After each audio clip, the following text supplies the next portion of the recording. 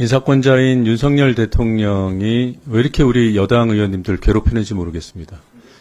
웬만한 정도의 후보자를 내세워야 서로 논쟁도 되고 또 좋은 점을 부각해서 두둔도 좀 해주고 정말 드러나 있는 사실관계, 팩트만 놓고 보면 용납하기 어려운 기준에 걸쳐 있는 거 아닌가요? 왜 그때 감사 안 했냐고요? 감사했을 거라고요? 감사 안 했더라고요. 저도 왜 안 했는지 모르겠습니다. 그때 했더라면 하는 그런 아쉬움이 매우 커요.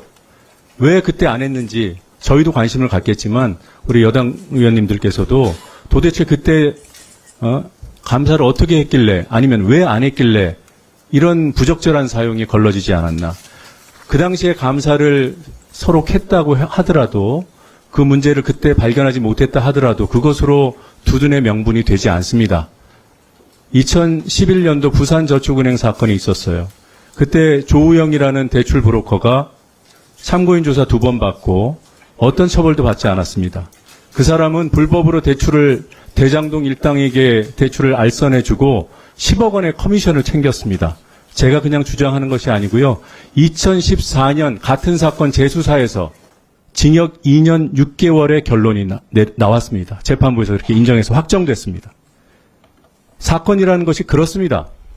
2011년도 부산저축은행 사건 수사는 대검 중수부가 맡았습니다. 그때 중수수사 이과장이 윤석열 검사였어요. 2014년 부산저축은행 문제를 재수사한 곳은 수원지검입니다.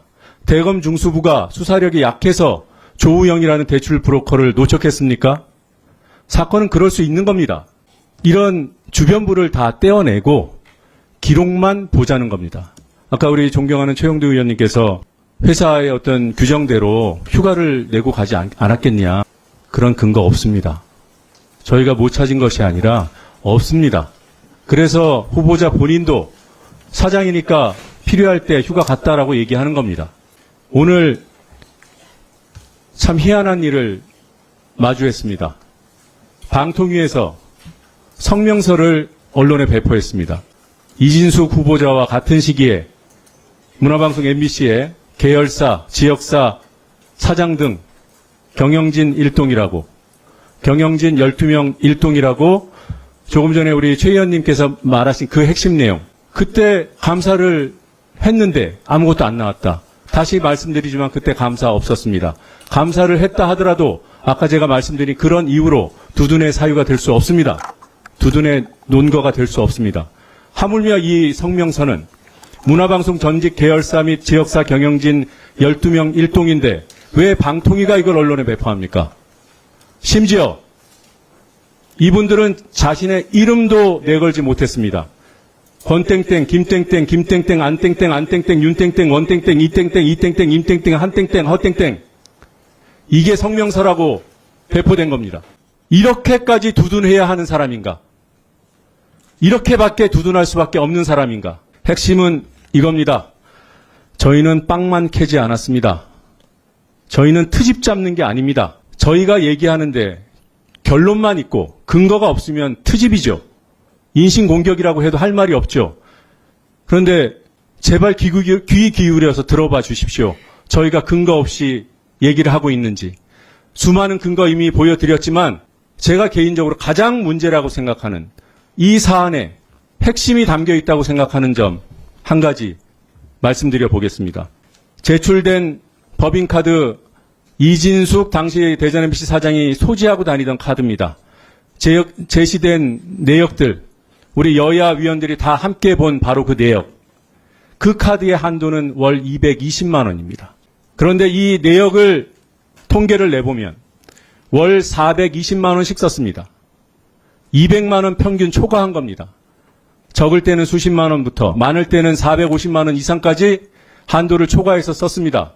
저는 한도가 220인데 200만 원가량 한도를 평균적으로 초과했다는 것이 이해도 되지 않지만 이론적으로는 가능하다는 점은 인정합니다. 단 한 건의 증빙 자료도 제출되지 않았습니다. 이게 사실입니다. 여기 계신 분들 상당 분들이 법인카드 다 써보셨어요. 한도 초과해서 쓰기 어려워요. 한도 초과할 때 증빙합니다. 안 하는 사람 없습니다. 만약에 여기 그 당시 MBC 계열사 및 지역사 경영진 12분이 그렇게 썼다면 이분들도 수사 대상입니다. 아니었다고 믿습니다. 증빙이 없이 한도를 초과할 수 있다고요? 그게 어떻게 가능합니까? 여기서 그치지 않습니다. 한도를 초과해서 쓴 돈들이 접대비로 분류되어 있습니다. 일률적으로 접대비로 분류되어 있습니다. 그 접대비는 증빙만 된다면 한도를 초과할 수 있는 항목이에요. 그런데 그 접대비가 증빙 없이 이루어졌을 뿐만 아니라 내용상으로도 접대비가 아닌 것이 자료만 봐도 드러납니다. 제가 몇 가지 자료만 말씀드려 보겠습니다. 같은 날 같은 장소에서 비슷한 시각에 여러 건의 결제가 이루어집니다. 2017년 11월 13일 이진수 후보자는 당시 대전 MBC 사장은 주식회사 한화갤러리아 타임월드라는 백화점에 가서 세 차례 결제를 합니다. 11시 3분, 10시 50분, 10시 58분, 10시 50분부터 10여 분에 걸쳐서 세 차례 결제를 합니다. 그런데 하나는 관계회사 접대, 아까 말씀드린 접대비로 항목 분류를 했고 나머지 두 건은 한도 내에서 쓰는 부운영비로 사용했습니다.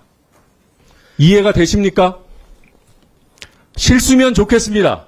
이런 만약에 사례가 한 건만 있었으면 제가 말씀 안 드립니다. 실수했겠거니. 실수할 수 있으니까. 2016년 4월 10일 한성관광개발 주식회사 골프장입니다. 여기서 두 번 결제했습니다. 한 번은 10만 5천 원, 한 번은 45만 5천 원. 하나는 부운영비, 한도 내에 써야 되는 부운영비로 결제했습니다. 하나는 관계회사 접대비로 항목 처리했습니다. 하나만 더 말씀드리겠습니다. 이런 사례가 숱해 있습니다. 호텔 엠베서더 특급 호텔입니다. 2017년 2월 11일 같은 날에 두 번 결제했습니다.